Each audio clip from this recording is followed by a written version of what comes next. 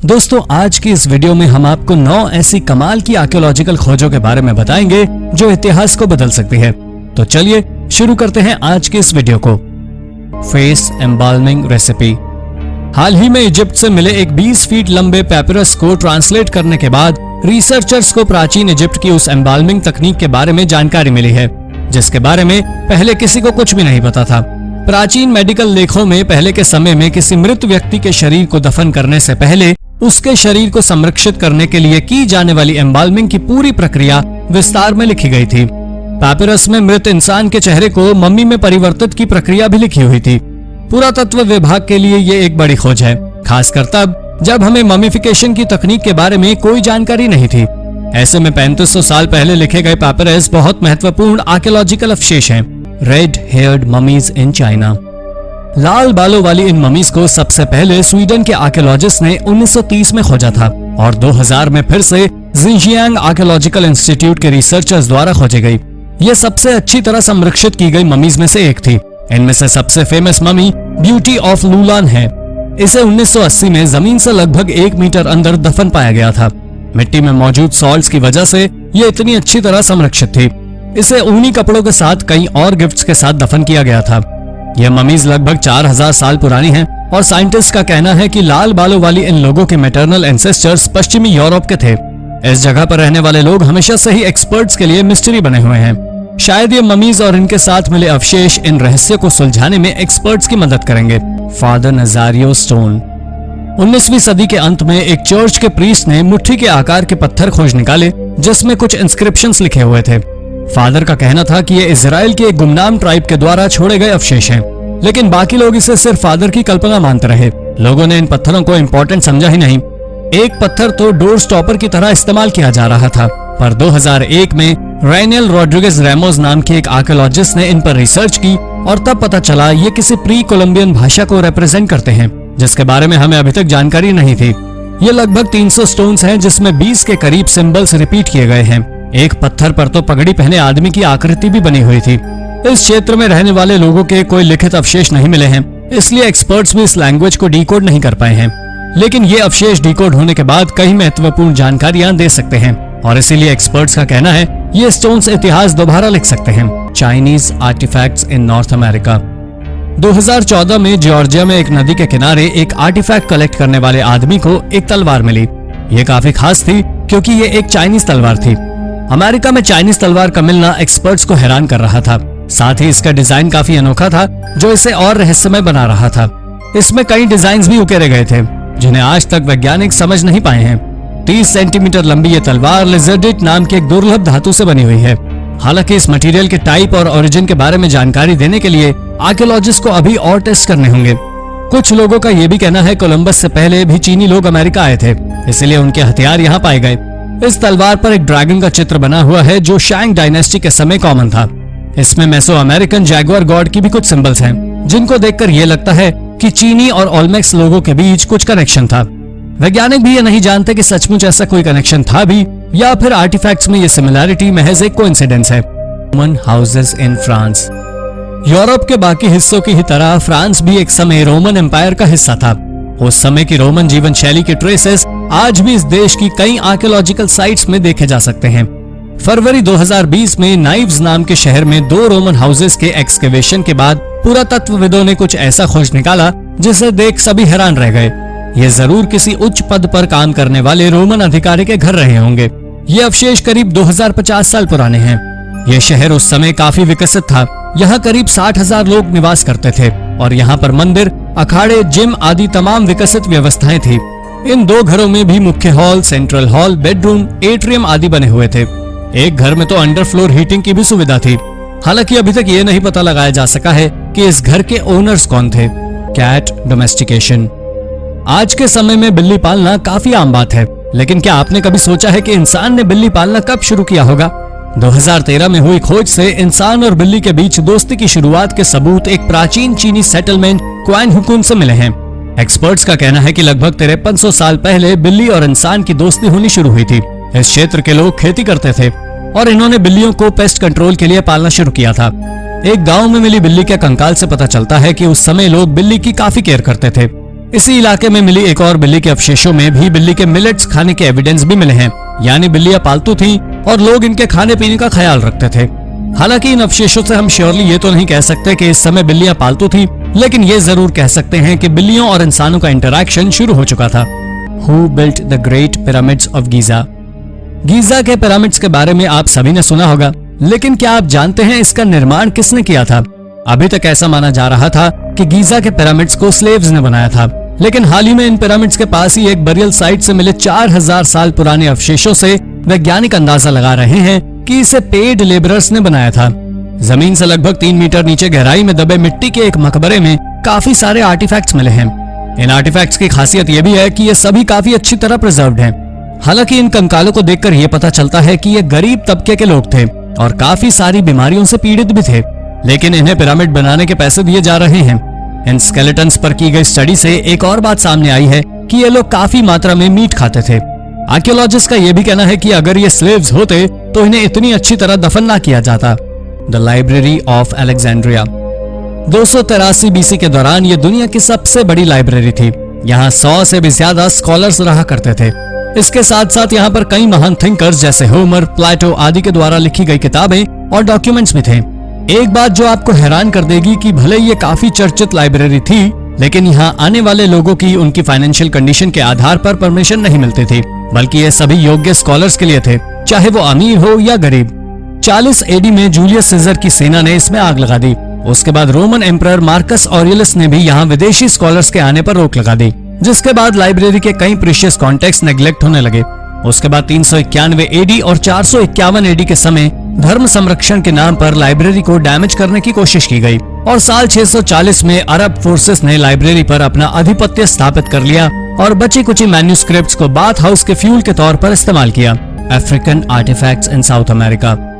वैसे तो हम सभी यही मानते हैं कि अमेरिका की खोज क्रिस्टोफर कोलंबस ने की थी, लेकिन पुरातत्वविदों को कई ऐसे एविडेंस मिले हैं जिनसे ये पता चलता है कि अफ्रीकन लोग काफी पहले अमेरिका जा चुके थे। न सिर्फ इन दोनों जगहों के कल्चर्स में समानता है, बल्कि इन जगहों के ह्यूमन स्केलेटन्स को देखकर यह भी पता चलता है कि यहाँ की चिकित्सा की तकनीकी भी काफी समान थी। कुछ लोगों का कहना है कि किंग अबुकरी II सन 1300 के दौरान साउथ अमेरिका गया था, जबकि कुछ अन्य लोगों का ऐसा मानना है कि अफ्रीकी लोग उसके सालों पहले साउथ अमेरिका जा चुके थे। लेकिन अफ्रीका और साउथ अमेरिका के बीच पहला कांटेक्ट कब हुआ और किसने किया, इस बारे में एक्सपर्ट्स को कोई भी जानकारी नहीं है। रोम एंशिएंट नाइफ। कॉलोनियल मैकनो अमेरिका की सबसे इंटरेस्टिंग आर्कियोलॉजिकल साइट्स में से एक है और हाल ही में हुई खोज ने इसे और भी रोचक बना दिया है। जी हाँ, स्क्रीन पर दिख रहा है ये ऑब्जेक्ट भले ही आपको किसी चिकन नगेट्स जैसा लगे, पर यह सालों पुराना एक नाइफ है। एक्सपर्ट्स के मुताबिक इस नाइफ की एग्जैक्ट एज पता लगा पाना संभव नहीं है, लेकिन इसे रीस्टोर करके बिल्कुल पहले जैसा किया जा सकता है। ये नाइफ यहाँ मिले कई इंटरेस्टिंग आर्टिफैक्ट्स में से एक है। ये साइट 18वीं सदी के समय का एक शहर है जो धीरे धीरे रिकंस्ट्रक्ट हो गया। ये मिशिगन में पहली जगह थी जहाँ पर लोगों ने रहना शुरू किया था। पहले यहाँ पर अमेरिकी ट्राइब के लोग रहा करते थे और बाद में इस जगह पर फ्रेंच लोगों ने कब्जा कर लिया।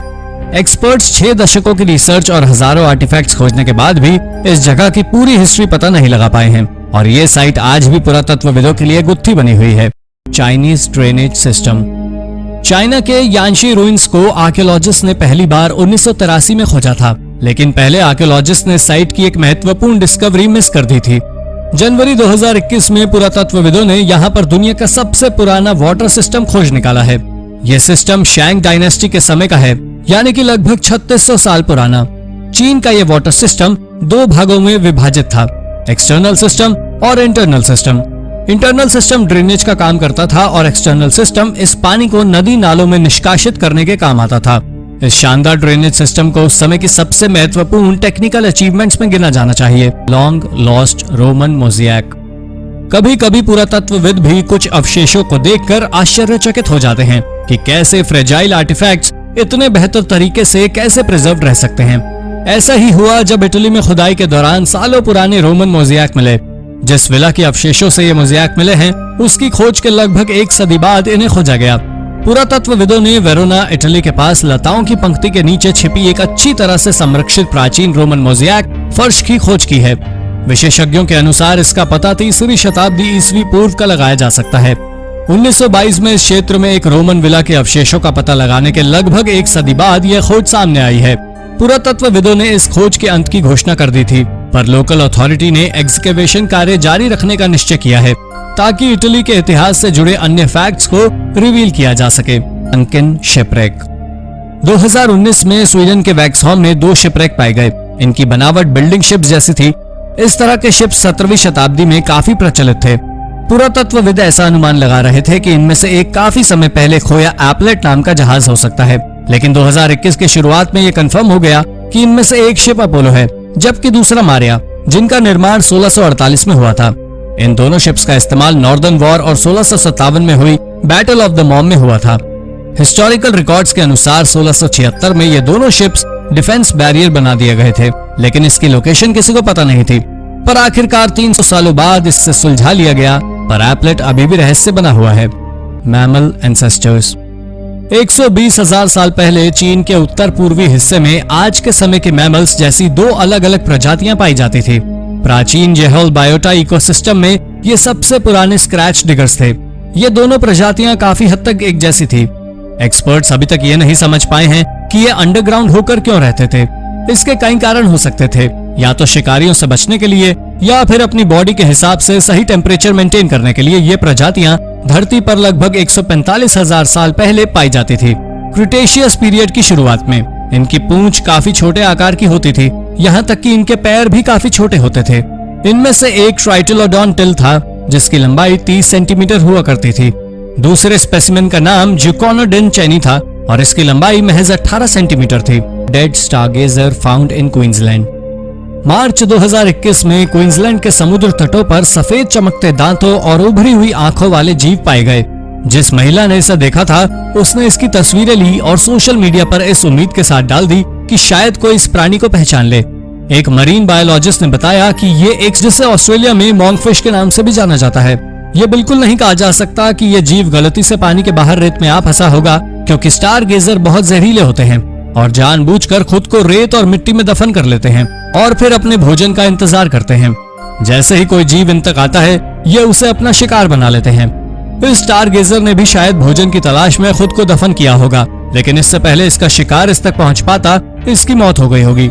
ऑस्ट्रेलिया के तटों पर स्टारगेजर्स की 20 से अधिक प्रजातियां विचरण कर रही हैं और आप गलती से भी किसी एक के भी करीब नहीं जाना चाहेंगे। Multi illumination hyperspectral technique. Ancient Etruscans के बारे में हम बहुत कम चीजें ही जानते हैं।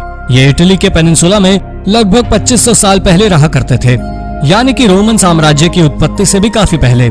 लेकिन हम अभी तक उनकी लैंग्वेज को भी ट्रांसलेट नहीं कर पाए हैं, इसलिए ये कल्चर हमारे लिए पूरी तरह से रहस्य बना हुआ है। और यही कारण है कि हिस्टोरिकल पॉइंट ऑफ व्यू से एट्रुस्कैन पेंटिंग्स काफी महत्वपूर्ण हैं। और यही कारण है कि फरवरी 2021 में खोजी गई इस टेक्निक के बाद से वैज्ञानिक और भी उत्साहित हैं कि वो इन एंशिएंट एट्रुस्कैंस की मिस्ट्री को सुलझा सकते हैं। मल्टी इल्यूमिनेशन हाइपरस्पेक्ट्रल एक्सट्रैक्शन नाम की इस टेक्निक से सालों से ब्लर और फेड हो चुकी इन पेंटिंग्स को भी क्लैरिफाई करके देखा जा सकता है। अब पुरातत्ववेताओं को उम्मीद है कि ये टेक्निक एट्रुस्कैंस कल्चर के कई रहस्य सुलझाने में मददगार सिद्ध हो सकती है। The oldest throne room. हाल ही में ग्रीस में एक पुराने पैलेस के अवशेष मिले हैं। ऐसा माना जा रहा है ये यूरोप का सबसे पुराना थ्रोन रूम है। ये आइलैंड एक समय में मिनियंस का सेंटर था। मिनियंस 3000 बीसी से 1500 बीसी के समय तक काफी समृद्ध थे। अपने समय में ये लोग काफी मॉडर्न और एडवांस माने जाते थे। 900 के इस पैलेस का स्ट्रक्चर ही बेहद कमाल का था। यह जगह इसलिए भी काफी विकसित थी क्योंकि न सिर्फ ये राजा का निवास स्थान था, बल्कि सभी एडमिनिस्ट्रेटिव ऑफिसेस भी यही थे और बाकी राष्ट्रीय आयोजन भी यहीं पर किए जाते थे। इस पैलेस का आर्टवर्क आज भी हजारों साल बाद भी देखा जा सकता है। इस पैलेस में सबसे ज्यादा आकर्षित करने वाला हिस्सा है थ्रोन रूम, जहाँ पर एक किंगली थ्रोन रखा हुआ था। ये थ्रोन पूरे जिप्सम का बना हुआ था और इसके ठीक सामने एक छोटी कटोरे जैसे ऑब्जेक्ट रखा हुआ था। हालांकि वैज्ञानिकों को कोई आइडिया नहीं है कि यह राजा का सिंहासन था या फिर किसी देवी देवता के लिए बनाया गया था। Biblical treasures. हाल ही में इजराइल में आर्कियोलॉजिस्ट को 2600 साल पुराना एक रहस्यमय आर्टिफैक्ट मिला।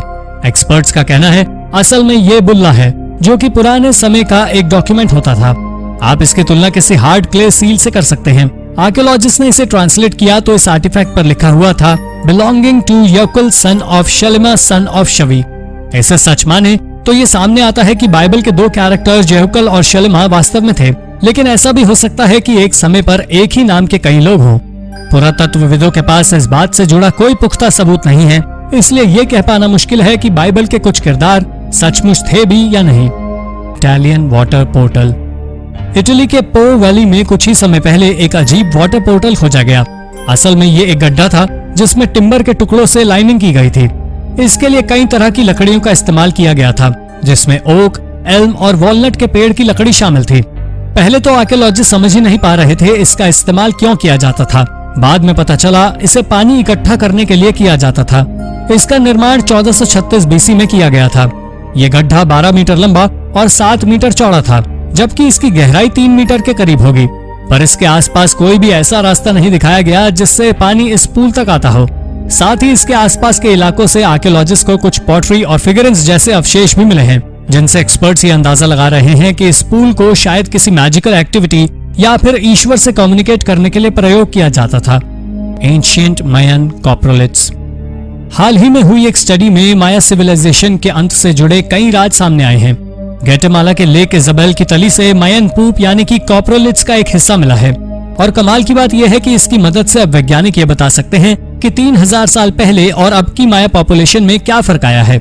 इस खोज से पहली बात तो ये सामने आई है कि पहले के एस्टिमेशन से करीब 650 साल पहले से माया लोग इजाबेल लेक के आसपास के हिस्सों में रहा करते थे। इस पूप फ्रैगमेंट से यह भी पता चला कि 1000 एडी में माया समाज के कोलैप्स होने के बावजूद कुछ माया लोग इस लेक के आसपास रहा करते थे। और इससे पता चलता है कि 1600 में स्पेन के लोगों के हमले से पहले मायन समाज कभी पूरी तरह खत्म ही नहीं हुआ। Jesus foreskin. दोस्तों, अब तक की सबसे रहस्यमय खोज है जीसस की फोरस्किन। अब ये खोज कितनी हकीकत है और कितना फसाना है ये तो एक्सपर्ट्स भी नहीं जानते। हालांकि ऐसा संभव नहीं है, पर ऐसा माना जाता है कि मिडल एज के समय में यूरोप के चर्चेज में 12 होली फोरस्किन्स थी। पहली होली फोरस्किन रोमन एम्परर चार्लमेग्न ने पोप लियो III को दी थी और आखिरी इटली के कलकत्ता में 1983 तक था, जिसके बाद इसे चोरी कर लिया गया। और एक्सपर्ट्स भी आज तक नहीं जानते ये सचमुच जीसस की असल स्किन थी भी या नहीं, और सचमुच इसे खोजा भी गया या ये सब सिर्फ कहानियां हैं। आपको क्या लगता है, ये सचमुच एक खोज थी या फिर सिर्फ अफवाह? अपने विचार हमें कमेंट में जरूर बताएं। Oldest European wine. वैसे तो सबसे पुरानी वाइन कब बनी ये बात सालों से वैज्ञानिकों के लिए रहस्य रही है और आज भी एक्सपर्ट्स इसका जवाब नहीं ढूंढ पाए हैं। लेकिन हाल ही में ग्रीस में एक एग्जीक्यूशन कार्य के दौरान हजारों साल पुरानी एक वाइन के ट्रेसेस मिले हैं। ये वाइन 4200 बीसी के दौरान की है, यानी लगभग 6000 साल पुरानी। वैज्ञानिकों का कहना है ये यूरोप की सबसे पुरानी वाइन थी। ये वाइन के ट्रेसेस एक साइड से टूटे हुए बर्तन पर चिपके हुए मिले हैं। जाहिर तौर पर ये लिक्विड वाइन तो नहीं है, लेकिन इस खोज से हमें इतना जरूर पता चल गया है कि यूरोप के लोग 6000 साल पहले से वाइन बनाते और पीते आ रहे हैं। हालांकि जिस साइट से ये अवशेष मिले हैं वो साइट भी पुरातत्वविदों के लिए बड़ा रहस्य बनी हुई है, पर फिलहाल हम इन लोगों के बारे में इतना जानते हैं कि उन्हें वाइन बनाना आता था। Ancient deer toe bone. हाल ही में आर्कियोलॉजिस्ट ने कुछ ऐसा खोज निकाला है जिससे ये प्रूव हो जाता है कि निएंडरथल्स हमारी सोच से कहीं ज्यादा तेज और समझदार थे। एक्सपर्ट्स ऐसा इसलिए कह रहे हैं क्योंकि उन्हें 51,000 साल पुराना एक आर्टवर्क मिला है। इसमें एक हिरण के अंगूठे की हड्डी को तराश कर एक आर्टिफैक्ट बनाया गया था। यह खोज जर्मनी की यूनिकॉर्न केव में हुई। इसके साथ निएंडरथल्स के अन्य अवशेष भी पाए गए हैं। निएंडरथल हम इंसानों के सबसे करीबी रिलेटिव हैं जो 430,000 से 40,000 साल पहले तक पृथ्वी पर पाए जाते थे। अभी तक आर्कियोलॉजिस्ट ऐसा मानते थे कि ये लोग सिर्फ औजार और हथियार ही बनाते थे, लेकिन हाल ही में सामने आया है कि ये लोग आर्ट वर्क भी बनाया करते थे। यह सचमुच अपने आप में एक अनोखी खोज है। Stolen Viking treasure. 2015 में हेरेफोर्डशायर इंग्लैंड में 2 मेटल डिटेक्टरिस्ट ने सालों पहले खोया हुआ एक खजाना ढूंढ निकाला। यह खजाना वाइकिंग्स के समय का था। इस खजाने में गोल्ड और सिल्वर ज्वेलरी, सिल्वर इनगॉट्स और लगभग 300 एंग्लो सैक्सन कॉइन्स थे।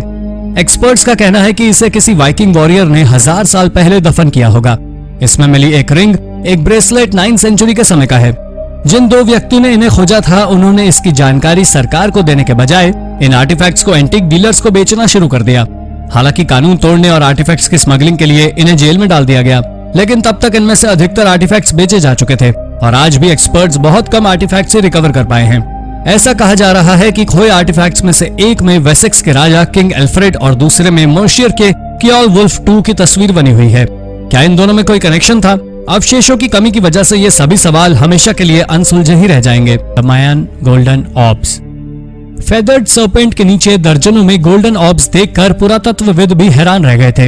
यह मंदिर मेक्सिको के प्राचीन शहर एज़टेक में स्थित है। इस मंदिर के नीचे एक सुरंग बनी हुई थी और उसी के रहस्य को सुलझाने के लिए जब आर्कियोलॉजिस्ट ने एक रोबोट को इस टनल में भेजा तो करीब 76 मीटर की गहराई में दर्जनों गोल्डन ऑर्ब्स दिखे, जो असल में क्ले से बनी हुई कलर्ड बॉल्स थी। आर्कियोलॉजिस्ट का कहना है ऐसा कुछ इतिहास में पहले कभी नहीं खोजा गया। असल में ये मिट्टी की बनी हुई बॉल्स थी जिनमें ऊपर से सोने की परत चढ़ाई गई थी। आप इनकी तुलना हैरी पॉटर फिल्म की जायंट गोल्डन स्नेचेस से कर सकते हैं, पर वैज्ञानिक ये नहीं पता लगा पाए हैं कि ये बॉल्स क्यों इस्तेमाल की जाती थी। Mysterious ancient castle. हाल ही में एक टर्किश आर्कियोलॉजिस्ट ने एक रहस्यमय कासल खोज निकाला है। ये कासल यूराटू का है। इस जगह फर्स्ट मिलेनियम बीसी के समय कई अलग अलग कल्चर और सिविलाइजेशन एक साथ पाई जाती थी। आज के समय में यूराटू आर्मेनिया में है और टर्की और ईरान का हिस्सा है। ये कासल करीब 2800 साल पुराना है और ये एक पहाड़ी पर लगभग 2500 मीटर की ऊंचाई पर बना हुआ है। सबसे अजीब बात यह रही कि वैसे तो इस कासल को पुराने समय में बनवाया गया था, लेकिन इसे सबसे ज्यादा मिडिल एज के दौरान इस्तेमाल किया गया, उन लोगों के द्वारा जो लोग इसके बनने के सालों बाद आए थे। ये कासल पहाड़ियों पर तराश कर बनाए गए हैं। इसी कासल के नजदीक ही एक और कासल भी है जिसे वैन कासल के नाम से भी जाना जाता है, जो कि 8th सेंचुरी बीसी के दौरान बनाया गया था। New hominid species. दोस्तों, अर्ली ह्यूमंस का इतिहास हमेशा से एक्सपर्ट्स को परेशान करता रहा है। वैज्ञानिक आज भी नहीं बता पाए हैं कि सबसे पुराने ह्यूमंस कौन थे और होमो सेपियंस का ओरिजिन किस स्पीशीज से हुआ। और हाल ही में होमिनिड स्पीशीज के हिस्ट्री में एक नई स्पीशीज जुड़ गई है। 2013 में जोहान्सबर्ग की एक गुफा में वॉलंटियर्स को हजारों की संख्या में हड्डियां और इंसानी जबड़े मिले। एक्सपर्ट्स का कहना है ये बिल्कुल नई स्पीशीज हैं और वैज्ञानिकों ने इन्हें होमो नैलिडी नाम दिया है। इस स्पीशीज के अवशेष इससे पहले कभी नहीं देखे गए थे। इन लोगों के ब्रेन का साइज बाकी नॉन ह्यूमन स्पीशीज की तुलना में छोटा है। ये सभी अवशेष 335,000 से लेकर 236,000 साल पुराने हैं। एक्सपर्ट्स का कहना है कि होमो सेपियंस यानी आज के इंसान और होमो नैलिडी ये दोनों ही प्रजातियां आपस में रिलेटेड हैं, लेकिन कैसे, इस बात का जवाब वैज्ञानिकों के पास भी नहीं है। Weird mummies. इजिप्ट के आर्कियोलॉजिस्ट को कायरो से लगभग 40 किलोमीटर की दूरी पर बहुत ही अजीब और अनोखी ममीज मिली है। किंग एमिनमहॉट सेकंड के समय से ही ये burial site high rank officials को दफनाने के लिए प्रयोग की जाती थी। पुरातत्वविदों ने साइट से 8 लाइमस्टोन सार्कोफेगस निकाले और कमाल की बात यह थी कि इजिप्ट के इतिहास में भी ये सभी ममीज सबसे अनोखी थी। इन्हें पेंट करके दफन किया गया था और देखने में ये बिल्कुल किसी एलियन जैसी दिखती थी। इन्हें कार्टोनेज नाम के मटेरियल से पेंट किया गया था। ये ममीज 664 से 332 बीसी के समय की हैं, लेकिन ये किसकी हैं और इन्हें इतने अजीब ढंग से क्यों ममीफाई किया गया, इस बात का जवाब एक्सपर्ट्स के पास भी नहीं है। एक्सटिंक्ट गीस। दोस्तों, सालों पहले पाई जाने वाली कई प्रजातियां आज विलुप्त हो गई हैं, लेकिन इनसे जुड़े आर्टवर्क्स और अवशेष अक्सर पाए जाते हैं और अधिकतर एक्सटिंक्ट स्पीशीज को वैज्ञानिक इन्हीं की मदद से पहचानते हैं। गूस की इस 4600 साल पुरानी प्रजाति को भी एक इजिप्शियन आर्टवर्क से ही पहचाना गया था। इस आर्टवर्क को 1871 में मीडियम नाम की जगह पर खोजा गया था, इसीलिए गीस की इस प्रजाति को मीडियम गीस नाम दिया गया। इस पेंटिंग को इजिप्ट की मोनालिसा भी कहा जाता है।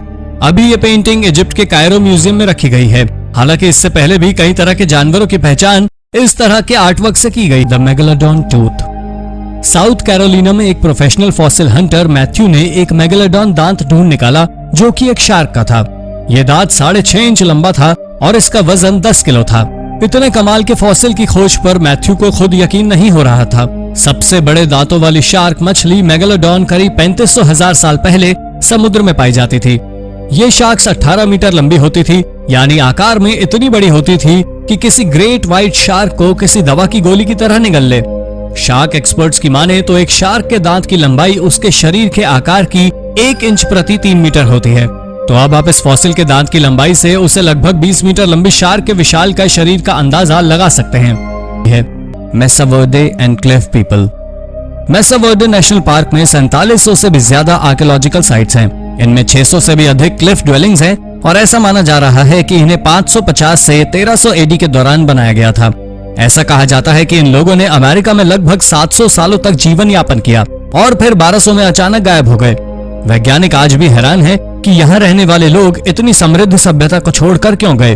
वैज्ञानिकों का अनुमान है कि ये लोग शायद मेक्सिको में जाकर बस गए होंगे, पर यह सिर्फ अनुमान है और हम आज भी इन लोगों के बारे में ज्यादा कुछ नहीं जानते और ना ही इन लोगों के उस समय की एक एडवांस शहर को छोड़ के जाने की कोई वजह दिखाई दे रही है।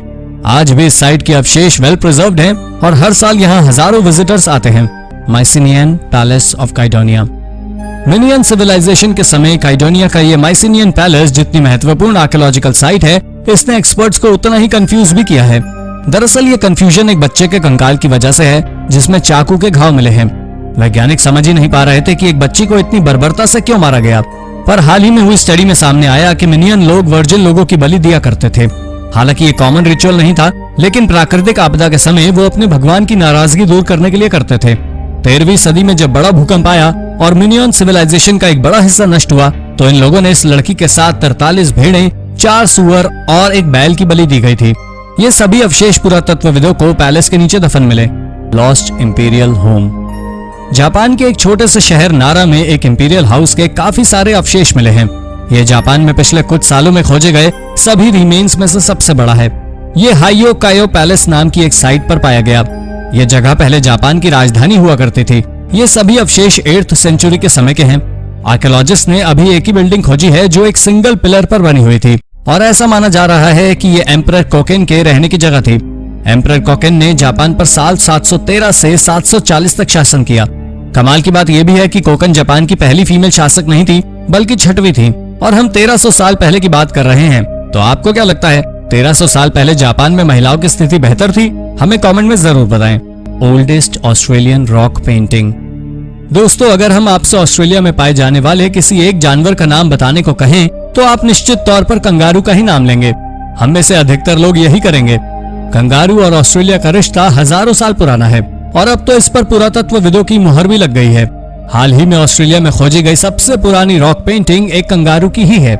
इसकी लंबाई लगभग 6 फीट है और ये किम्बरली रीजन के एक रॉक शेल्टर पर पाई गई है।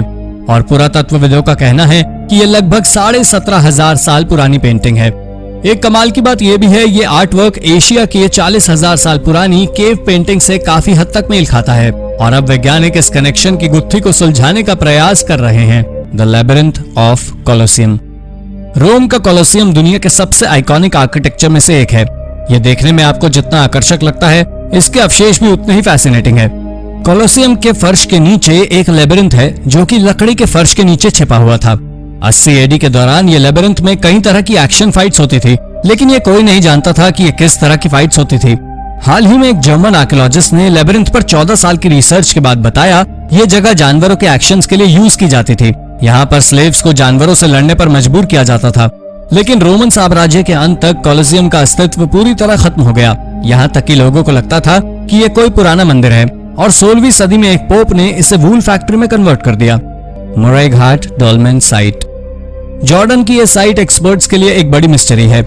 यहाँ करीब 100 से अधिक मोनोलिथ स्टोन्स पाए गए हैं। कुछ लोग इस जगह को जॉर्डेनियन स्टोनहेंज भी कहते हैं। एक्सपर्ट्स आज भी ये पता लगाने की कोशिश कर रहे हैं कि ये साइट क्यों इस्तेमाल की जाती थी। इस जगह से प्राचीन कल्टिक बिल्डिंग्स, स्टोन मेगालिथिक जिन्हें डॉल्मेन कहा जाता है, वो मिले हैं। यहाँ से प्राचीन सभ्यता के ट्रेसेस भी मिले हैं। अजीब बात यह है कि पहले के समय में रिचुअल और ब्लैक मैजिक से जुड़ी जगहें रिहायशी इलाकों से बहुत दूर होती थी। फिर इस सिविलाइजेशन में ये जगह सेटलमेंट के पास क्यों थी, ये समझना एक्सपर्ट्स के लिए भी मुश्किल है। ये साइट ब्रॉन्ज एज के शुरुआती समय की थी, यानी लगभग 5000 साल पहले की। लेकिन इस साइट को समझ पाना आज भी एक्सपर्ट्स के लिए संभव नहीं है। Ancient ritual site in Mexico. हाल ही में मेक्सिको में 8000 साल पुरानी एक नई रिचुअल साइट खोजी गई है। आर्कियोलॉजिस्ट भी इसे देखकर हैरान रह गए। ऐसा माना जा रहा है कि मेक्सिको में सबसे पहले लोग यहीं आकर बसे थे। यहाँ तक कि यहाँ रहने वाले लोगों ने अपने गांव बसाने भी शुरू किए थे। इस साइट से टीथ, बोन्स, स्कल के साथ साथ जानवरों के शरीर के अन्य हिस्से भी मिले हैं। इस जगह पाए जाने वाले जीव मैमथ, लामस, जायंट बाइसन आदि थे। एक्सपर्ट्स का कहना है कि मेक्सिको की फर्स्ट कम्युनिटी इन जानवरों का इस्तेमाल किसी तरह की रिचुअल एक्टिविटी में किया करते थे। लेकिन ये साइट इतनी पुरानी है कि हड्डियों और कुछ पत्थरों के अलावा यहाँ कुछ और नहीं मिला। इसलिए मेक्सिको में सबसे पहले बसने वाले ये लोग और उनके रिचुअल्स पुरातत्वविदों के लिए मिस्ट्री हैं, जो शायद कभी नहीं सुलझेगी। New theory of Nazca lines. Nazca lines हमेशा से आर्कियोलॉजिस्ट को आकर्षित करती रही हैं। जब से इन्हें खोजा गया है, तभी से एक्सपर्ट्स के लिए एक बड़ा रहस्य बनी हुई है। इससे जुड़ी नई स्टडी और फैक्ट्स अक्सर सामने आते हैं, लेकिन रहस्य वही का वही है। कुछ लोगों का कहना है ये एक प्राचीन लेबिरिंथ का हिस्सा है, जबकि अन्य लोगों का कहना है इन्हें कॉन्स्टेलेशन को मिमिक करने के लिए बनाया गया है। हाल ही में हुई स्टडी के बाद एक्सपर्ट्स का कहना है नाज़का लाइंस पुराने समय में लोगों के लिए मैप की तरह काम करती है। इनकी मदद से लोग आसपास के मंदिरों की लोकेशन पता कर सकते थे। कहा जा रहा है पिलग्रिम्स लोग मंदिर जाने के लिए इस रास्ते का इस्तेमाल किया करते थे। लेकिन अगर ये लाइंस मंदिरों का भी रास्ता बताती थी, तो ये मंदिर कभी खोजे क्यों नहीं जा सके। हालांकि एक्सपर्ट्स का यह भी कहना है कि कई जनरेशन लोगों ने इन लाइंस का इस्तेमाल किया, यानी हो सकता है ये सभी कयास सही हों। या फिर अभी भी हम सही दिशा में नहीं सोच पा रहे हैं? आपको क्या लगता है, नाज़का लाइन्स की नई थ्योरी सच है या फिर नहीं? अपने जवाब हमें कमेंट में जरूर बताएं। दोस्तों, साल 2014 में आर्कियोलॉजिस्ट डेनमार्क के ऑडेंस टाउन में दुनिया की सबसे ज्यादा वियर्ड खोज की थी, जहां पर उन्होंने करीब 700 साल पुराने लोगों का कब्रिस्तान खोजा था, जिसमें से लोगों की कब्र उन्हें बैरल में मिली थी। शुरुआत में सभी को यह अजीब लगा, लेकिन जब आर्कियोलॉजिस्ट ने इस बारे में चुप्पी खोली तो बताया कि आज से करीब 700 साल पहले के लोग इसी तरह बैरल्स में रखकर लोगों को दफनाते थे, और वो ऐसा इसलिए करते थे ताकि बॉडी ज्यादा अच्छे से प्रिजर्व्ड रहे। लेकिन आपको ये बात सबसे ज्यादा अजीब और हैरानी से भरी हुई लगेगी कि उन बैरल्स के आसपास की मिट्टी से इंसानी मल भी मिला है, जिसके ऊपर पिछले कई वर्षों से आर्कियोलॉजिस्ट ने रिसर्च करने के बाद ये भी दावा किया है कि ये बैरल्स प्राचीन टॉयलेट के रूप में काम करते थे। आपको बता दें कि रिसर्चर्स ने यह बताया था कि पुराने समय के लोग आमतौर पर रास्पबेरी को ज्यादा खाया करते थे। ये डिस्कवरी अब तक की सबसे बड़ी और रहस्यमय डिस्कवरीज में से एक है। 700 साल पहले की गई डिस्कवरी के पहले भी मार्च 2011 में चाइना के रोड वर्कर्स के द्वारा भी एक 700 साल पुरानी खोज की गई थी। दरअसल ये खोज स्ट्रीट को एक्सपैंड कर रोड बनाने के दौरान की गई थी, जिसमें वर्कर्स को मिंग डायनेस्टी के एरा की एक मम्मी मिली थी, जिस कॉटन से सुंदर और अच्छे तरीके से कवर्ड किया गया था, जिससे आर्कियोलॉजिस्ट ने यह अंदाजा लगाया कि ये मम्मी किसी हाई क्लास एलीट मेंबर की है, जो करीब 1368 से 1644 के बीच की है। इसमें सबसे अजीब बात यह थी कि इस मम्मी की पूरी बॉडी अच्छी तरह से कवर्ड थी, लेकिन उसका चेहरा पूरी तरह खुला हुआ था और उसके चेहरे की आईब्रोज तक पूरी तरह ठीक हालत में थी। आपको जानकर आश्चर्य होगा कि ये मम्मी इतने अच्छे तरह से इसलिए प्रिजर्व थी क्योंकि इसे एक ब्राउन लिक्विड में रखा गया था, जिसके बारे में आज भी रिसर्चर्स हैरान हैं कि ये आखिर लिक्विड है क्या। दोस्तों, तो 700 साल पहले, जी हाँ, ये डिस्कवरी भी आज से करीब 700 साल पुरानी है, लेकिन काफी ज्यादा वियर्ड है, क्योंकि अगर मैं आपसे कहूँ कि आज से करीब 700 साल पहले के लोग सिक्कों का नहीं बैंक नोट का इस्तेमाल किया करते थे, तो क्या आप मेरी बात मानेंगे?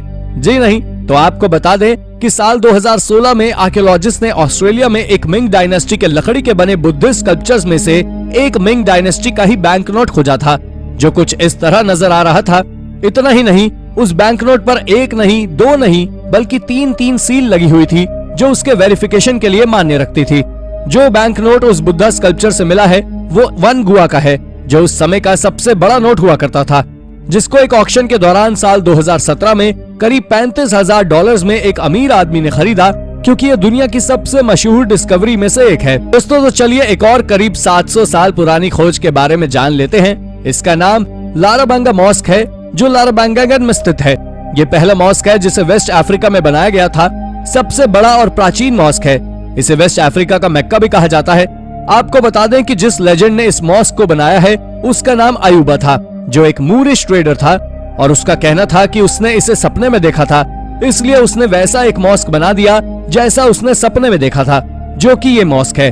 वो केवल मिट्टी और रीड से करीब 1942 में बनाया गया था, जिसमें आदमी और औरतों के लिए अलग अलग एंट्रेंस थे, और उसमें एक तीसरा एंट्रेंस भी था जो केवल गाने बजाने वालों के लिए हुआ करता था। ये 1970 के समय काफी कमजोर पड़ गया था, जिसको बनाए रखने के लिए उसके ऊपर सीमेंट की कई परतें लगाई गई, और आज भी ये मौजूद है। तो आपका क्या कहना है इसके बारे में, हमें कमेंट करके जरूर बताएं। ये खोज साल 2011 में स्विस के एक आर्किविस्ट के द्वारा की गई थी। दरअसल इसके पीछे काफी बड़ी कहानी है। आपको बता दें, जब साल 2011 में एक आर्किविस्ट ने एक 16वीं शताब्दी के किताब की कवर को रिस्टोर करने का जिम्मा लिया, और जैसे ही उसने उस किताब को खोला, उसने जो देखा वो वाकई चौंक उठा, क्योंकि उसमें से एक करीब 600 साल पुराना ताश के पत्तों के जैसे खेले वाले खेल के पत्तों को खोजा। दरअसल एक्सपर्ट्स का मानना है कि ये कार्ड एक प्रकार के खेल के हैं जिसे जैज नाम से जाना जाता था। ये कार्ड 16वीं शताब्दी में किसी कार्डबोर्ड के जैसे मटेरियल से बनाया गया था, और आप जान ले कि शायद इन कार्ड्स को छिपाया गया था, क्योंकि गैम्बल न केवल आज बल्कि पहले भी इलीगल था। इसे 1572 में इलीगल घोषित कर दिया गया था, और अगर तब भी आप इसे 15वीं या 16वीं शताब्दी में खेलते हुए पकड़े जाते तो आपको 10 गोल्ड के पीसेस फाइन के रूप में भरने पड़ते थे। ये जैज नाम का कार्ड गेम भी पोकर की तरह ही होता है। ये जो भी था पर बहुत अजीब था, और ये अब तक की सबसे जानकारी भरी खोजों में से एक है। तो चलिए दोस्तों, अब 1231 की ओर चलते हैं, जब सेंट एंथनी की एडेमा में मृत्यु हुई थी। दरअसल इनकी मृत्यु एक बहुत ही दर्दनाक तरीके से हुई थी। मृत्यु के समय इनकी पूरी बॉडी कुछ इस तरह सूज गई थी जैसे कि किसी ने इनमें हवा भर दी हो। लेकिन कहानी अभी शुरू नहीं हुई है, और इन्हें बकायदा मान सम्मान के साथ दफना दिया गया। लेकिन इन्हें साल 1263 में कब्र से खोदकर वापस निकालने के लिए इनकी कब्र को दोबारा खोदा गया, क्योंकि इन्हें नई जगह दफनाया जाना था। पर हैरानी की बात तो ये है कि जब उनकी कब्र खोदी गई तो उनकी बॉडी के सारे पार्ट्स पूरी तरह डिकम्पोज हो चुके थे, लेकिन उनके टंग अब तक डिकम्पोज नहीं हुई थी। उनकी जीभ पूरी तरह गीली और फ्लेक्सिबल थी, जैसे कि किसी जिंदा इंसान की होती है। तब वहां के लोगों ने यह दावा किया कि ऐसा इसलिए हुआ क्योंकि उन्होंने हजारों फ्रांस और इटली के लोगों का धर्म क्रिश्चियनिटी में बदला था, जिसके चलते उन्हें जीसस ने वरदान दिया।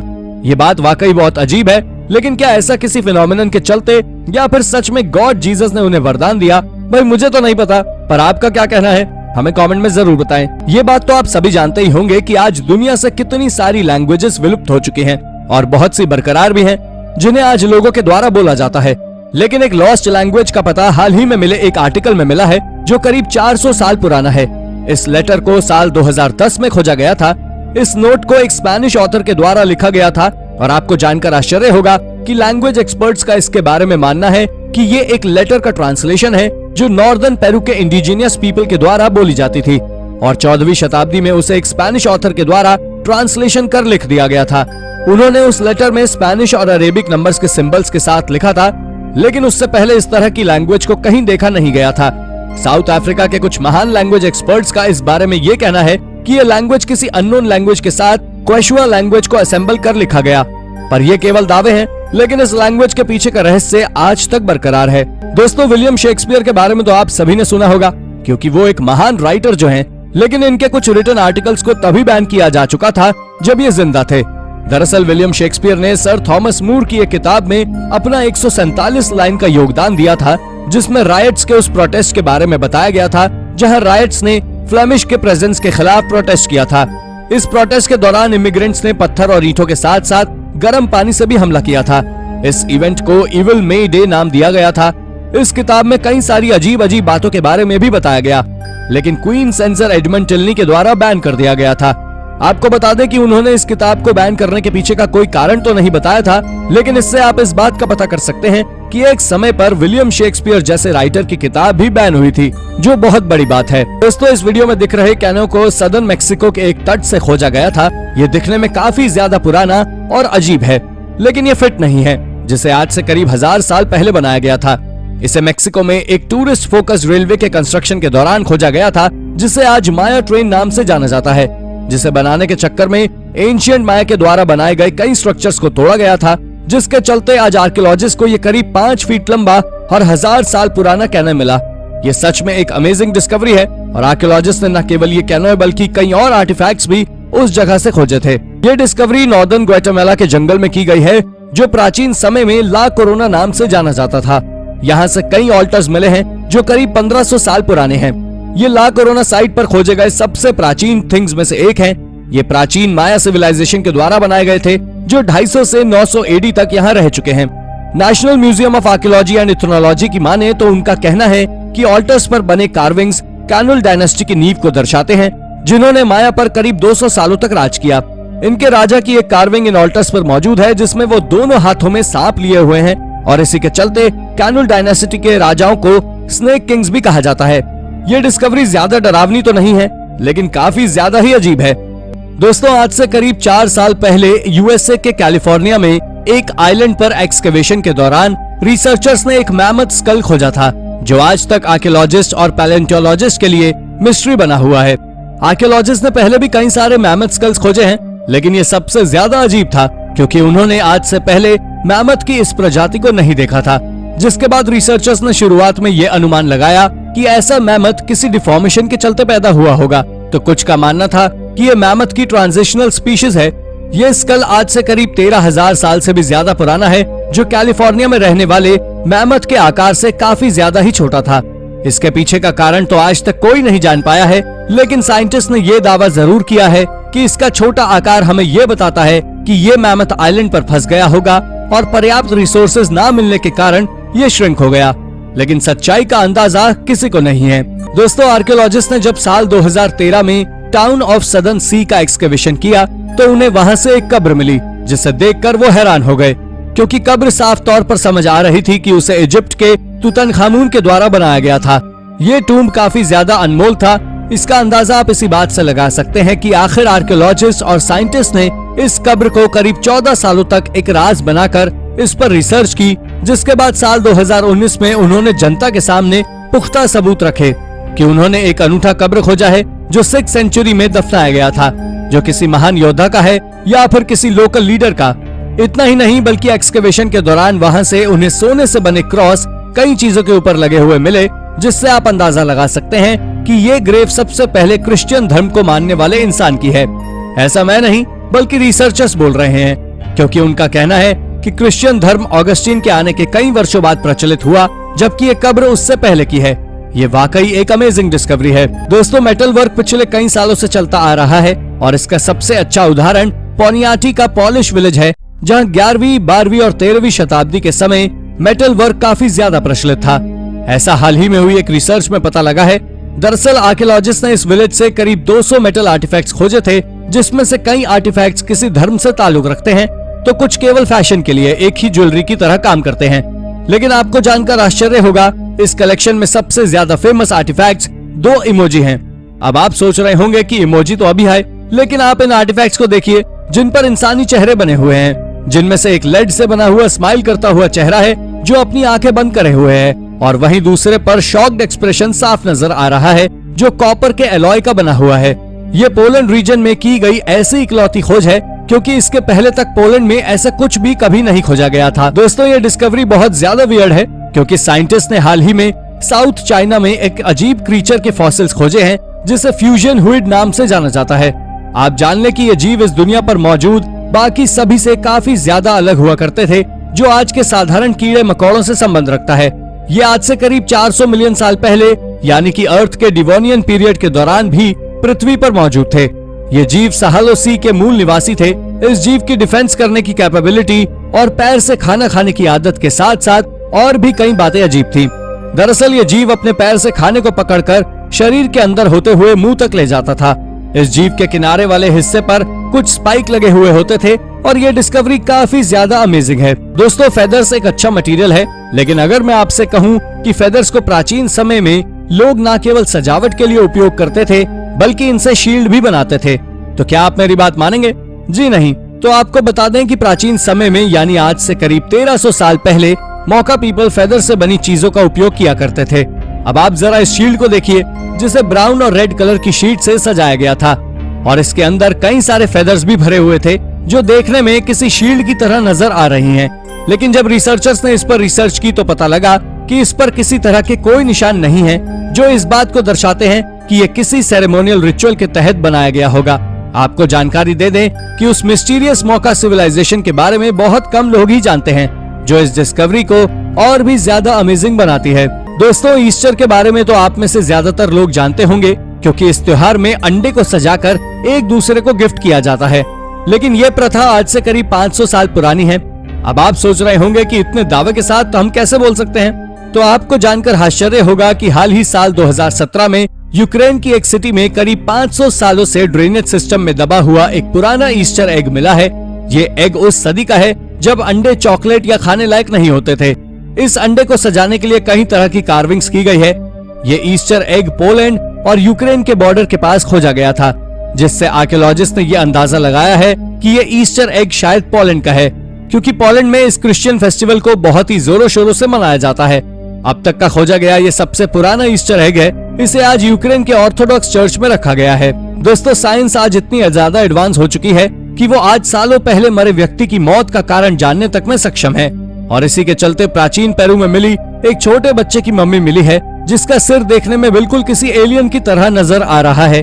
जब इसे खोजा गया था तब इसके ऊपर कई सारे दावे किए जा रहे थे कि रिसर्चर्स ने एक एलियन बॉडी खोजी है, लेकिन ये सब दावे तब झूठे साबित हुए जब साइंटिस्ट ने उस पर रिसर्च की, तो उन्होंने बताया कि ये मम्मी एक इंसान की है, जो एक 8 से 10 महीने के बच्चे की बॉडी है, जिसकी मृत्यु एक हाइपोप्लास्टिक लेफ्ट हार्ट सिंड्रोम नाम के डिसऑर्डर के चलते हुई थी, और इसके लंबे सिर के पीछे का कारण थेरियोसेफेली है, जिसके चलते इंसान का सिर कॉनिकल शेप में विटामिन डी के चलते बढ़ने लगता है। ये इस तरह की अब तक खोजी गई तीसरी मम्मी है। दोस्तों, चांद बावड़ी राजस्थान के अभनेरी गांव का एक प्रमुख पर्यटक आकर्षण स्थल है, जो 10वीं शताब्दी के स्मारकों से संबंधित है। यह अभनेरी गांव राजस्थान की राजधानी जयपुर के पास स्थित है।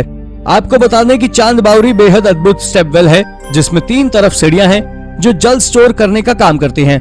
आप ये भी जान लीजिए कि ये स्टेप वेल 13 मंजिला से ज्यादा गहरी है, जिसमें 3500 से ज्यादा सीढ़ियां बनी हुई हैं और 1000 साल से अधिक पुराना होने के बावजूद भी ये स्टेप वेल आज भी पहले की तरह ही बना हुआ है।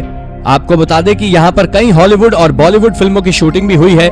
ये देखने में बहुत सुंदर नजर आती है और जब इन पर सूरज की रोशनी पड़ती है तो परछाई के कारण तो ये और मनमोहक दृश्य बनाती है।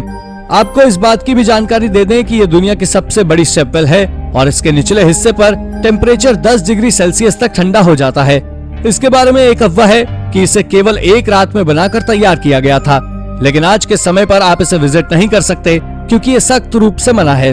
तौर पर चीजों को खराब होने अथवा वायरस मुक्त रखने के लिए हम उन्हें फ्रीजर में रख देते हैं, लेकिन यदि उसी में वायरस पैदा हो जाए तो क्या होगा? और ऐसा ही कुछ तब हुआ जब शोधकर्ताओं ने तिब्बती ग्लेशियर में पाए गए वायरसों के बारे में खुलासा किया है। अमेरिका में स्थित ओहियो स्टेट यूनिवर्सिटी और लॉरेंस बर्कली नेशनल लेबोरेटरी के शोधकर्ताओं की एक टीम ने एक तिब्बती ग्लेशियर के बर्फ में प्राचीन वायरसों का एक समूह पाया है। उन्होंने अपनी खोज को bioactive preprint server for biology नामक पत्रिका में प्रकाशित भी किया था। दरअसल शोधकर्ताओं की इस टीम ने तिब्बती पठार में एक ग्लेशियर से बर्फ के टुकड़ों के नमूने लिए थे, लेकिन उन्होंने जिस बर्फ की गणना की वो लगभग 15,000 साल पुरानी थी और शोधकर्ताओं ने बर्फ के परीक्षण ये देखने के लिए किए थे कि इसमें किस प्रकार के जीव हो सकते हैं, लेकिन जो रिजल्ट आया उसने सबको हैरान करके रख दिया। ये डिस्कवरी बहुत ज्यादा आकर्षक है। दोस्तों, इटली का पोम्पई शहर ज्वालामुखी की वजह से हजारों सालों पहले मिट गया था और हाल ही में इस जगह से कई जमे हुए डेड बॉडीज मिली हैं जो राख में प्रिजर्व थी और उन्हीं बॉडीज के एक्सकेवेशन के चलते इस शहर से एक कैंटीन सामने निकल कर आई है। यहाँ से कुछ डिब्बों में खाने के आइटम भी मिलने की बात रिसर्चर्स ने बताई है। यही नहीं, इस कैंटीन में मेन्यू कार्ड दीवारों पर छापे गए थे ताकि लोग तस्वीरों को देखकर ऑर्डर कर सकें। पोम्पई की इस कैंटीन में कई चूल्हे मिले जिसमें खाना बनाकर लोगों को परोसा जाता था। इस तरह की कैंटीन में खाना गर्म रखने के लिए मिट्टी की हांडियों का इस्तेमाल किया जाता था। पुरातत्वविद अब ये पता करने में जुटे हुए हैं कि उस समय के लोग कौन कौन सी डिश खाना पसंद करते थे। ये खोज वाकई अद्भुत है। दोस्तों, पत्थर का इस्तेमाल हमारे पूर्वज सदियों से करते आ रहे हैं, लेकिन कब से ये बात आज भी एक रहस्य है। लेकिन साल 2020 में आर्कियोलॉजिस्ट ने मेक्सिको में करीब 19,000 स्टोन आर्टिफैक्ट्स की खोज की थी जो एस्टेलेरो माउंटेन्स रीजन में बनी एक चिक्विहुइट नाम की गुफा में की गई थी।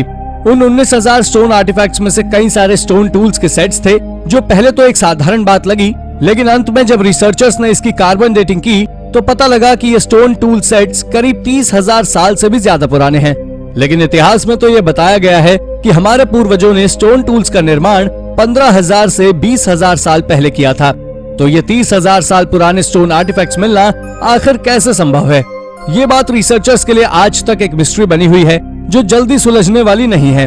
दोस्तों, जब एक बच्चा बोर हो रहा होता है तो वो खिलौनों के साथ खेलने लगता है, लेकिन क्या कभी आपने सोचा है कि आखिर खिलौने कितने समय पहले से बच्चों को बहलाने का काम कर रहे हैं? अगर नहीं तो आपको बता दें कि हाल ही में आर्कियोलॉजिस्ट ने इंग्लैंड के हैड्रियंस वॉल के पास के विंडोलांडा नाम के टाउन में बने एक एंशिएंट रोमन फोर्ट से कई सारे लेदर के द्वारा बनाए गए खेलने वाले चूहे खोजे हैं, जिसके बारे में आर्कियोलॉजिस्ट का कहना है कि ये लेदर टॉयज करीब 1900 साल पुराने हैं। वो लेदर के प्रत्येक चूहे करीब 5 इंच लंबे और 1 इंच चौड़े थे।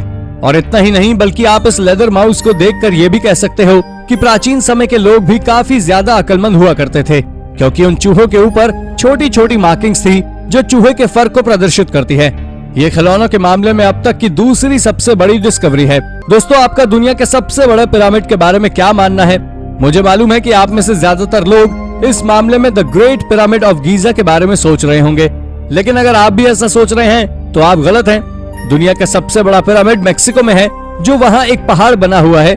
इसे वहाँ के लोकल लोगों के द्वारा लाची हुआलचपैटल नाम से जाना जाता है और उस पहाड़ को नाहुटल नाम से जाना जाता है, जिसका मतलब हाथ से बनाया हुआ होता है। लेकिन बाकी सारी दुनिया में इसे पिरामिड ऑफ चोलुला नाम से जाना जाता है। ये न केवल दुनिया का सबसे बड़ा पिरामिड है, बल्कि इस प्लैनेट पर बना अब तक का सबसे बड़ा मॉन्यूमेंट है, जिसका वॉल्यूम करीब 13,000 क्यूबिक फीट है, जो the great pyramid of Giza से 2 गुना ज्यादा विशाल है। यह पिरामिड कितना ज्यादा अमेजिंग है अब तक तो आप जान ही चुके होंगे। दक्षिण भारत के लगभग हर शहर में ऐसे कई प्राचीन फोर्ट्स मौजूद हैं जो दक्षिण भारत के इतिहास को समझने में मदद करते हैं। केरल, तमिलनाडु, कर्नाटक आदि शहरों में आज भी ऐसे कई प्राचीन फोर्ट्स मौजूद हैं और तेलंगाना के वारंगल शहर में स्थित वारंगल किला उन्हीं प्राचीन फोर्ट्स में से एक है। इस भव्य किले का निर्माण 12वीं शताब्दी के आसपास काकतीय राजवंश के राजा गणपति देव ने किया था, लेकिन कुछ समय बाद उनकी मृत्यु हो गई, जिसके बाद उनकी बेटी रुद्रमा देवी ने इसका निर्माण करवाया था। इस फोर्ट पर कई बार हमला किया गया था, लेकिन मिस्ट्री ये है कि इस किले में एक शिवलिंग स्थापित है जो बिल्कुल सिलेंड्रिकल शेप का है और इस पर कोई निशान है। तो कई सौ सालों पहले ऐसी कौन सी टेक्नोलॉजी थी जिससे ऑब्जेक्ट को डिजाइन करने के दौरान एक भी निशान नहीं छूटते थे? ये वाकई बहुत हैरान कर देने वाली बात है। दोस्तों, इतिहास के बारे में जानकारी उनके मिले हुए सबूतों से लगती है, लेकिन आज मॉडर्न साइंस की दुनिया में प्राचीन चीजों को अद्भुत नहीं समझा जा रहा है और न ही उन्हें महत्व दिया जाता है। इसका अंदाजा आप इसी बात से लगा सकते हैं कि यूएसए के बैराबू विस्कॉन्सिन में एक मैन माउंड है, लेकिन उसकी परवाह न करते हुए वहां के कॉन्ट्रैक्टर्स ने उसके निचले हिस्से पर से रोड निकाल दी, जिसके चलते ये प्राचीन माउंड काफी बुरे तरीके से डैमेज हुआ है और साथ ही इसका अट्रैक्शन भी कम हो गया है। इसके बारे में ये तो अब तक किसी को पता नहीं है कि इस माउंड को आखिरकार किसने बनाया, लेकिन इसके पास लिखा एक नोट ये बताता है कि इसे माउंड बिल्डर्स नाम के एक कल्चरल ग्रुप के द्वारा आज से करीब 1200 साल पहले बनाया गया था। ये मिस्ट्री कुछ ज्यादा ही वियर्ड है। दोस्तों, यदि इतिहास के दस्तावेज ये बताते हैं कि कोलंबस अक्टूबर 1492 में अमेरिका पहुंचे, तो हाल की पुरातात्विक खोजें हमें ये बताती हैं कि उस तारीख से कई दशक पहले ही कुछ यूरोपीय नई दुनिया में आ चुके थे, जिसका पता वहाँ खोजे गए मोतियों से लगा है। आपको बता दें, अलास्का में जिस स्थान से ये मोती खोजे गए हैं वो प्राचीन व्यापार मार्गों की विशेषता वाला क्षेत्र है। इन मोती के बीच में एक छेद के साथ ये एक ब्लूबेरी से थोड़ा अधिक बड़े और बेरी के समान रंग के ही हैं, जिन्हें 1440 और 1480 के बीच दिनांकित किए गए हैं। ये मोतियों पर नहीं बल्कि पाए गए स्ट्रिंग पर किए गए रेडियो कार्बन परीक्षण द्वारा प्रमाणित हैं। इन्हें देखने पर ऐसा मालूम होता है कि शायद उन्हें गहने के रूप में पहनने के लिए इस्तेमाल किया जाता था, लेकिन असल में मिस्ट्री तो ये है कि जब कोलंबस 1492 में यूरोप पहुंचे तो ये मोती उनसे पहले आखिर कैसे अलास्का में आए, ये बात आज भी एक गुत्थी की तरह उलझी हुई है। दोस्तों, कुचिटनी ट्रिपलियन कल्चर के बारे में तो आप में से बहुत से लोग जानते होंगे। दरअसल ये इतने ज्यादा प्रसिद्ध जो हैं क्योंकि ये एकमात्र ऐसा कल्चर था जो जहां भी रहता था अपने सेटलमेंट्स बनाता था, लेकिन जब ये जगह की तख्ता पलट करते थे तब ये अपने पुराने सेटलमेंट्स को पूरी तरह जलाकर हर सबूत मिटा दिया करते थे और उसके बाद ये जगह बदलते थे।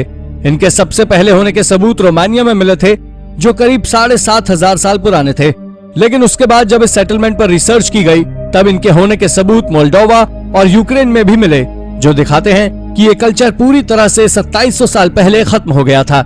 लेकिन आपको जानकर हैरानी होगी कि इस कल्चर के लोग कुछ कच्ची मिट्टी के आर्टिफैक्ट्स उस आग में छोड़ देते थे, जो बहुत अजीब बात रही है कि आखिर वो पूरे सेटलमेंट्स को तबाह करते थे, लेकिन फिर वो मिट्टी के आर्टिफैक्ट्स को कैसे वहाँ छोड़ देते थे, ये बात आज भी एक रहस्य है। डेल्फी एक प्राचीन शहर है जो सबसे महत्वपूर्ण ग्रीक मंदिर और अपोलो के दैवज्ञ की सीट है। ये कोरिंथ की खाड़ी से लगभग 6 मील दूर माउंट परनासस की खड़ी निचली ढलान पर फोकस के क्षेत्र में स्थित है। डेल्फी अब अच्छी तरह से संरक्षित खंडरों वाला एक प्रमुख पुरातात्विक स्थल है। इसे 1987 में यूनेस्को की विश्व धरोहर स्थल घोषित किया गया था। प्राचीन यूनानियों द्वारा डेल्फी को विश्व का केंद्र माना जाता था, लेकिन प्राचीन मिथ के अनुसार ज़्यूस ने 2 ईगल जारी किए थे, एक पूर्व से और दूसरा पश्चिम से, और उन्हें केंद्र की ओर उड़ने के लिए प्रेरित किया। वो डेल्फी के भविष्य के स्थल पर मिले और उस स्थान को ओम्फोलिस यानी नाभि नामक एक पत्थर से चिन्हित किया गया, जिसे बाद में अपोलो के मंदिर में रखा गया था। किंवदंती के अनुसार डेल्फी में दैवज्ञ मूल रूप से पृथ्वी की देवी गैया का था और उसके बच्चे अजगर सर्प द्वारा संरक्षित था। कहा जाता है कि अपोलो ने अजगर को मार डाला और वहां अपना खुद का दैवज्ञ स्थापित किया। ये थोड़ा क्रीपी है। दोस्तों, 1872 के अंत में विनिपेशकी लेक के पास सेनेका लैंड के लिए एक बाढ़ पोस्ट खोदने वाले श्रमिकों के एक समूह ने एक अजीब अंडे के आकार की कलाकृति की खोज की, जो साफ तौर पर यह बता रही थी कि ये प्रकृति का काम नहीं है। पत्थर को 2 अलग अलग आकार को औजारों के साथ एंड टू एंड ड्रिल किया गया था और इसकी सतह के ऊपर चिकनी पॉलिश की गई थी। केवल 4 इंच ऊंचा और 2.5 इंच चौड़ा पत्थर छोटा था, लेकिन इसकी सजावट बहुत बड़ी थी। अपने अजीब बाहरी और निर्माण के अलावा इस पत्थर को एक सादे ज्यामितीय अंडे के आकार के चेहरे के साथ साथ इसे खगोलीय प्रतीकों से भी चिन्हित किया गया था। पत्थर की प्रारंभिक व्याख्या सबसे सरल उत्तर से शुरू हुई और ये बताते हुए कि ये केवल जनजातियों के बीच एक शांति संधि की याद दिलाता है। हालांकि ये विचार लंबे समय तक नहीं रहा और इसके तुरंत बाद ये अनुमान लगाया गया कि पत्थर वास्तव में किसी प्रकार का एक प्राचीन उपकरण था। जेनिंग्स रैंडोल्फ रिजर्वायर के निर्माण के दौरान असामान्य रॉक संरचना का पता चला था। दरअसल वहां चट्टान का एक बड़ा वॉफल पैटर्न देखने को मिला जो लाखों वर्षों में विकसित हुआ था। ऐसा इसलिए हुआ क्योंकि वहां से सैंडस्टोन को हटा दिया गया था और उस जगह में सीमेंट की रेत छोड़ दी गई थी। इस चट्टान की खोज शॉ के द्वारा की गई थी, जो वेस्ट वर्जीनिया के निवासी थे, जो एक शहर था जो झील में डूबा हुआ था। जब 1970 के दशक के अंत में बांध बनाया गया था, तब कुछ निवासियों ने अनुमान लगाया कि ये एक विशाल रेप्टाइल्स की त्वचा के पैटर्न से अजीब संरचनाएं बन गई थी। दूसरों ने सुझाव दिया कि ये पृथ्वी पर अंतरिक्ष यात्रियों का प्रमाण था। यूएस कॉर्प्स ऑफ इंजीनियर्स और अन्य जियोलॉजिस्ट ऑफ एजेंसीज द्वारा जांच करने पर यह निष्कर्ष निकाला गया कि यह चट्टान एक प्राकृतिक जियोलॉजिकल स्ट्रक्चर था। ये जो भी था वो बहुत ही अजीब था। Nazi iron man Buddha. दोस्तों, नाजी के कुछ एक्सपर्ट्स ने एक अभियान के दौरान 1930 में बुद्धा की एक पुरानी मूर्ति खोजी थी, लेकिन उस समय उन्हें इसकी कीमत का कोई अंदाजा नहीं था। पर मॉडर्न रिसर्च में अब जाकर पता चला है कि ये मूर्ति बहुत ही कीमती उल्कापिंड के धातुओं से बनाई गई थी। इस मूर्ति के छाती पर एक स्वास्तिक यानी कि साथिया का निशान बना हुआ है। रिसर्चर्स के मुताबिक स्वास्तिक के निशान वाली ये मूर्ति करीब 1000 साल से भी ज्यादा पुरानी है और ये लोहे के एक दुर्लभ स्वरूप से तैयार हुई है, जिसमें निकल यानी कि गिल्ट भी मिला हुआ है। रिसर्च करने वाली टीम का मानना है कि ये धातु चिंगा उल्कापिंड का हिस्सा है, जो करीब 15,000 साल पहले साइबेरिया और मंगोलिया की सीमा पर गिरा था। उल्कापिंड के मलबे का पता 1913 में ही लगा, लेकिन जिस असली धातु से मूर्ति बनी है उसे कई सदी पहले ही इकट्ठा कर लिया गया था, जो काफी ज्यादा हैरान कर देने वाली खोज है। व्हाइट शैमन मुरल। यह खोज दक्षिण पश्चिम टेक्सास के निचले हिस्से पैकोस कैनियन लैंड्स में 1 मील ऊपर की ओर पैकोस रिवर और रियो ग्रांड के संगम वाले स्थान पर की गई है। वहीं व्हाइट शैमन रॉक शेल्टर को चूना पत्थर की घाटी के अंत में एक चट्टान के ऊपर उकेरा गया है। वहां एक छोटे से एल्कोव में 26 फुट लंबा चित्रलेखों का संग्रह एक चिकनी दीवार पर फैला हुआ है, जो पश्चिम की ओर नजर आता है। आपको जानकर आश्चर्य होगा कि दीवार पर बनी इन आकृतियों के रंग समय के साथ फीके पड़ गए हैं। इन आकृतियों में से कुछ बहुत ही मनमोहक हैं, जिन्हें समझना काफी कठिन काम है। इनमें से कुछ तो साफ समझ आती हैं कि उनमें मानव या पशु जैसी आकृति बनी हुई है, और इसके बारे में एक और खास बात यह है कि ये डूबते सूरज के साथ पीले और लाल रंगों को तेज कर सकती है, जबकि एक पूर्णिमा का चांद सफेद छवियों को रोशन करता है। इसमें लंबे सिर की मानव आकृति भी शामिल है, जो साइट को इसका नाम देती है। इसी तरह के रॉक आर्ट के आंकड़े कुछ 20 फीट तक ऊंचे पैकोस और रियो ग्रांड के संगम के आसपास से करीब 90 मील के दायरे में 200 से अधिक चट्टानों को सजाते हैं। इसके बारे में रिसर्चर्स का मानना है कि 2500 ईसा पूर्व से 500 ईस्वी तक इन चित्रों का निर्माण किया गया था, जिसे पेकोस नदी की शैली के रूप में जाना जाता है, बाइसन मैसेकर। दोस्तों, ये बात 500 बीसी के आसपास की है, जब नॉर्दर्न प्लेन कल्चर के लोगों के एक ग्रुप ने अल्बर्टा कनाडा में हजारों की तादाद में आर्टिफैक्ट छोड़े थे, जिसमें कई बोन फ्रैगमेंट्स और पत्थर के बने हथियार शामिल हैं। लेकिन शायद आपको ये जानकर ताज्जुब होगा कि इसमें 65 से ज्यादा बाइसन की हड्डियां शामिल थी।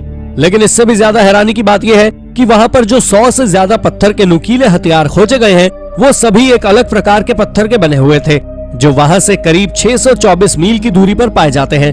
आप ये भी जान ले कि जहां ये पत्थर पाए जाते हैं, वहां भी करीब 8 बाइसन बोन का अरेंजमेंट देखने को मिला है। इन सभी चीजों को देखते हुए एक्सपर्ट्स का मानना है उस समय लोग ज्यादातर बाइसन का मांस खाना ही पसंद करते थे, और ये परंपरा न केवल अल्बर्टा में बल्कि वहां से 1000 किलोमीटर दूर नॉर्थ डकोटा में भी एक ही समय पर चल रही थी।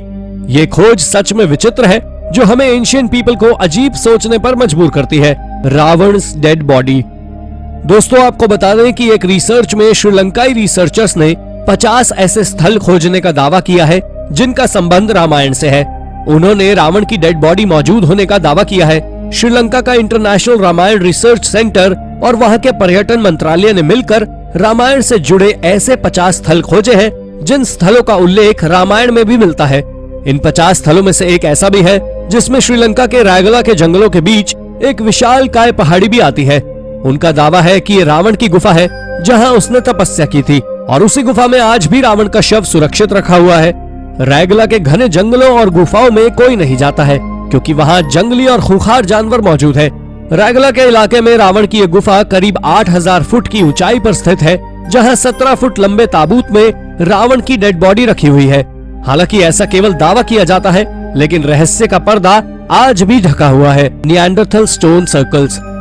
निएंडरथल के बारे में तो आप में से ज्यादातर लोग जानते ही होंगे, लेकिन अभी भी साइंटिस्ट और आर्कियोलॉजिस्ट इनके बारे में कई खोज करने में लगे हुए हैं, जो इनके बारे में और ज्यादा सोचने को मजबूर करती है। आप जान ले कि निएंडरथल दुनिया के सबसे होशियार प्राचीन लोगों में से एक है, जिनके दिमाग में सारे आइडिया आते थे, और इसका खुलासा हाल ही में हुई एक डिस्कवरी में हुआ है। दरअसल आर्कियोलॉजिस्ट ने साल 1990 में साउथ वेस्टर्न फ्रांस में एक केव में कई सारे लेयर्ड रिंग स्ट्रक्चर्स खोजे थे, जिसके बारे में एक्सपर्ट्स का मानना है कि निएंडरथल ने इस साइट के साथ बहुत कुछ किया है। इन्होंने उस साइट पर स्टैलेग्माइट्स खोजे हैं जो बहुत ज्यादा विचित्र तरीके से असेंबल्ड है। आर्कियोलॉजिस्ट ने अपनी इस रिसर्च के दौरान बताया है कि ये स्ट्रक्चर्स ब्रोनिकल केव में करीब 1,76,000 साल पहले बनाए गए थे।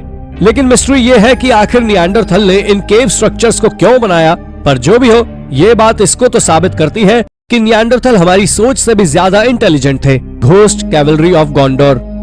दोस्तों, साल 2002 में सेंट्रल फ्रांस में हुए हाईवे कंस्ट्रक्शन की खुदाई के दौरान वर्कर्स ने कुछ ऐसा खोजा जिसे देख सबका दिल दहल उठा। दरअसल उन्होंने वहां एक कब्र खोजी जो आयरन एज के दौरान की थी। अब आप सोच रहे होंगे कि आयरन एज की तो कई सारी कब्र आर्कियोलॉजिस्ट खोज चुके हैं, फिर इसमें क्या खास है। जी हाँ, इसमें एक खास बात यह है कि इस कब्र में लगभग 7 से ज्यादा स्केलेटन दफन थे, जिसमें 7 आदमियों के स्केलेटन के साथ साथ 8 घोड़ों के स्केलेटन भी दफन थे, जो कि एक सेल्टिक ट्राइब का हिस्सा थे और उन्हें गॉल्स नाम से जाना जाता था। ये 5th सेंचुरी बीसी में वेस्टर्न यूरोप में रहा करते थे। इन सभी स्केलेटन्स के सिर साउथ की ओर थे और उनके पैर ईस्ट की ओर थे।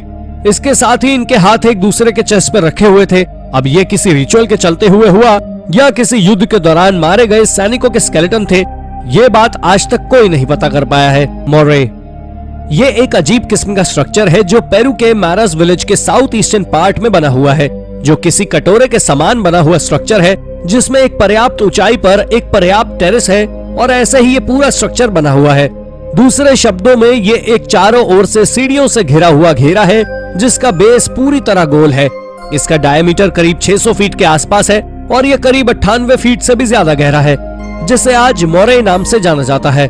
आपको जानकर आश्चर्य होगा कि ये दुनिया में इकलौती ऐसी प्राचीन साइट है जो करीब सी लेवल से 11,500 फीट की ऊंचाई पर है। इसे इनका साम्राज्य के द्वारा बनाया गया था, लेकिन इसके बनाने का कारण आज तक मिस्ट्री है।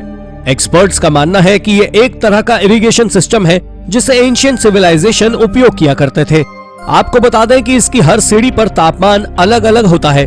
ये वाकई एक बहुत अमेजिंग एंशिएंट टेक्नोलॉजी है। Rare statue of an elite woman. दोस्तों, ये खोज मेक्सिको के गल्फ कोस्ट के पास एक सिट्रस ग्रोव को खोदने के दौरान की गई थी। दरअसल साल 2021 में एक फार्मर्स का ग्रुप जब इस जगह क्यारी की खुदाई कर रहे थे, तब उन्हें बड़ी बड़ी आंखों वाला एक फीमेल का 6 फीट लंबा स्टैचू मिला। ये इस किस्म का पहला स्ट्रक्चर है जिसे हुएस्टेका रीजन में खोजा गया है। हालांकि इस बात का अब तक कोई सबूत नहीं है कि ये स्टैचू आखिर किसका है। क्या ये किसी भगवान का है या फिर किसी एलीट वुमन का?